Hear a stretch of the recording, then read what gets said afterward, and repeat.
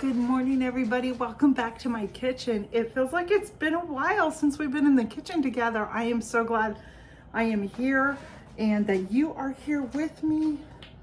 And I don't know about you, but the temps have been so frigid cold here in Virginia. The snow's not even melting because the temperatures are just so cold. But anyhow, let's get on to the new video.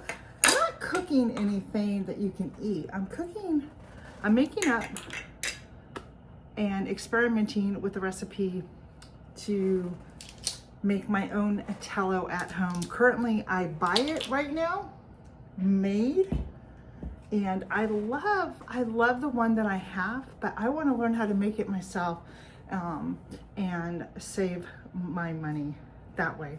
So we're gonna make a small batch, and I'm actually gonna be using part of my oil that I've been, this is calendula. I've been infusing my oil for about a month now, a little more. And I have some vitamin E here. And I have some 100% grass-fed tallow that I had purchased off of Amazon. This is grass-fed, grass-finished. So we're gonna see how this goes, and I wanted to bring you along.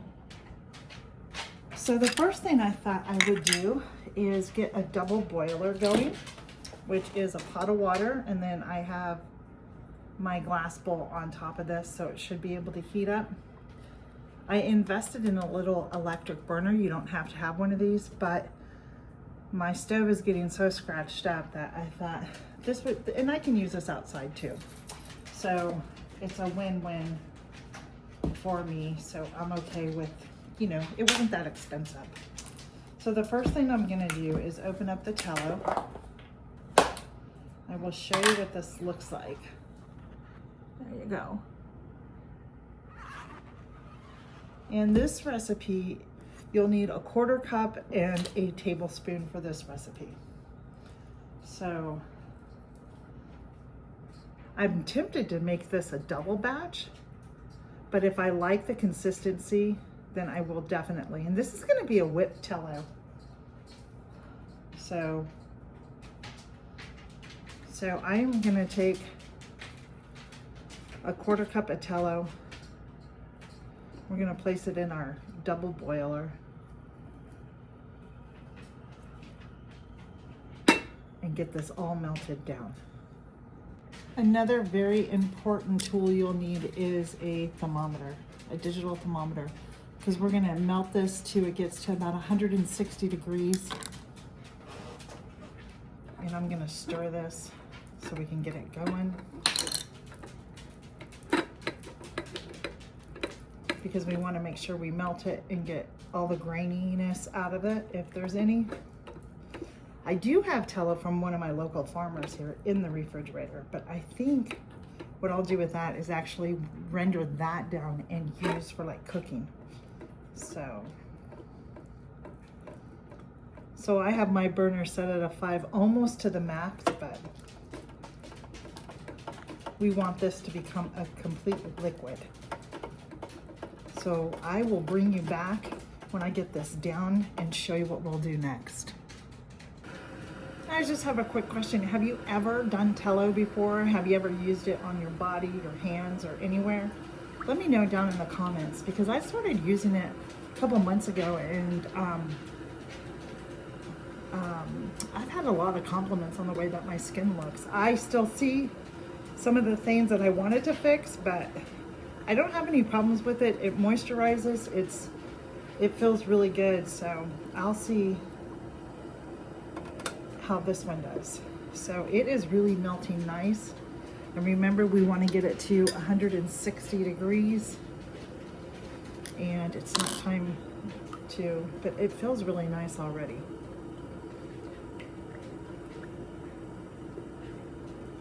My calendula that I've been infusing actually has been infused in olive oil. And the reason I'm using this is because I make a really nice calendula salve that has really helped me with dry patchiness on my legs, which I've been told I have psoriasis, but this has really helped me what I have created. So I am very thankful. So I thought, why not use it in here? I know I don't have any irritation with it. And so I was unloading the dishwasher too, and then I checked and I'm like, oh, I need to get this.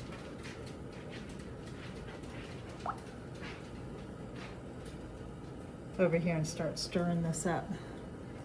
Okay, it looks like, ooh, that's hot. I need to get a pot holder.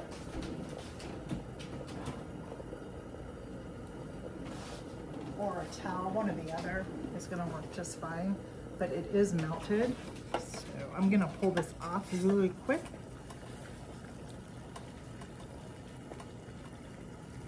And we're gonna get this tested and see if it's 160 degrees.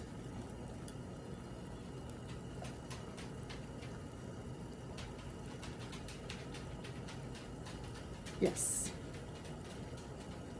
So it's 161. So I'm gonna turn my burner off. And now I am actually gonna let this cool down to about 100 degrees.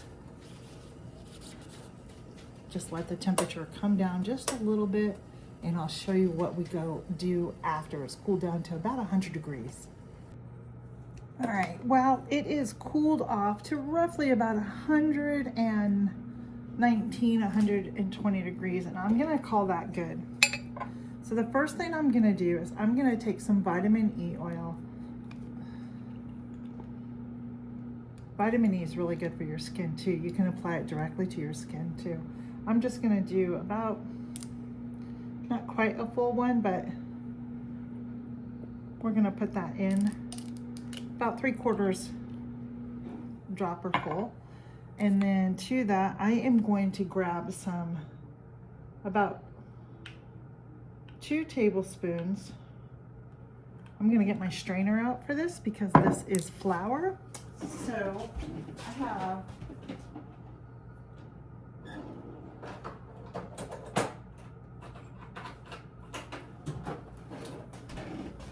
I just have a cute little strainer here. So what I will do next is just grab some oil and then put it through my strainer here so I don't get any. Perfect. So you're gonna want 2 tablespoons, and you can adjust this, like, so if you want to make it, just think of it as baking, and you can double everything up and do what's best for you. So there we go there. Perfect. Now, I don't want to knock my calendula over. So we'll put the lid back on there. And now I am going to stir this up really good.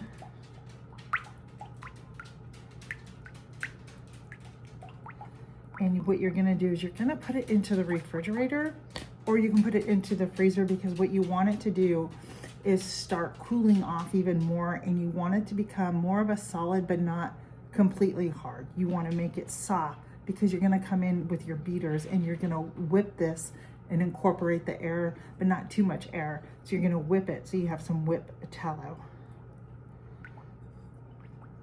All right, friends.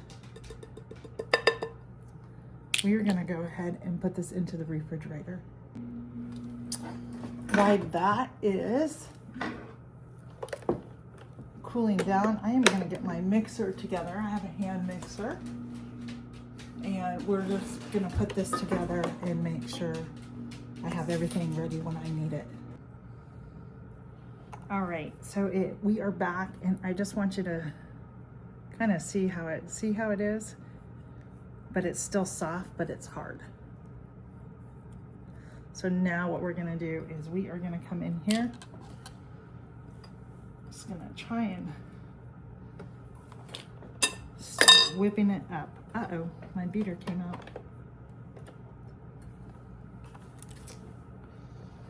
Always,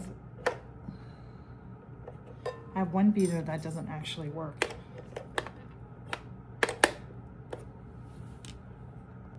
All right, now we're gonna just start on low, and I'm gonna start beating it and gradually incorporate and whip it. I'm gonna pause here because this is the time. If you want to add essential oil, you may. You do not have to.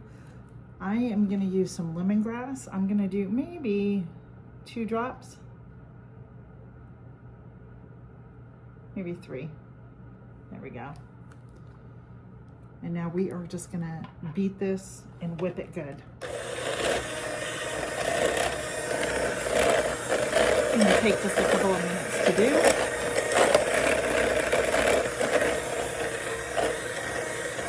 All right. So we are done whipping it, and this is what it looks like. Just like the consistency of maybe whipped cream or frosting.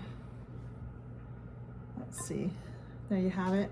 Now, if you don't want it as greasy or oily, you can actually cut back on the oil that you use, maybe 1 tablespoon, but this is going to absorb in your skin, so I'm not really worried about it, especially during the winter months because my skin is so dry. So we're just going to now place it in our container and store it in a nice place. Upstairs, I may leave this down here, so when I'm down here I have some lotion for my hands. And you'll be able to use this all over your body. So that is my first recipe. I am playing around with the recipe, and so the next time that I do it, I think I am going to use less oil and see what consistency I have. As I was saying, I do enjoy the consistency of this, and you can see the oil. There may be too much oil in this, but that's okay. It will work for me because my skin gets really dry during this time of the year. But there you go, friends. I hope you enjoyed this video on how to make your own whipped tallow, and I hope that you try it out too. I'm gonna experiment. I'm gonna make another batch, and this time I'm gonna use less calendula oil. Now you can use any oil that you want. You can use a jojoba oil, you can use a apricot seed oil, you can use a grape seed oil. I am using my calendula because it has healing properties. So if you have dry skin, a rash, and maybe you suffer from a skin condition, it also heals that as well. And I'm speaking from my own personal experience with calendula and using tallow separately. This time I've incorporated them together. So, all right, friends, I hope you have a wonderful day, and I will see you on the next video. Bye, everyone.